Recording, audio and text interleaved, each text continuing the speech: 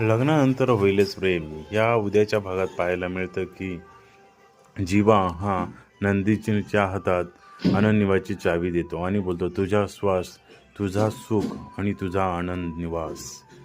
तेव्हा नंदिनी बोलते, माझं नाही, आपला आनंद निवास. हे पाहायला मिळतं की दुसरीकडे पार्थ हा किचनमध्ये आलेला असतो आणि त्याला गॅस स्टोवचा वास येतो. तेव्हा तो बोलतो की गॅस कोणीतरी चालू ठेवून गेला आहे. कोणी लाईट किंवा काही केलं असतं तर भरलं मोठं स्फोटक झालं असतं. तेव्हा काव्या येते, माझ्याच हातनं चालू राहिले असेल. तेव्हा पार्थ बोलतो, काय चाललं आहे तुमच्या मनात, काही कळेल का?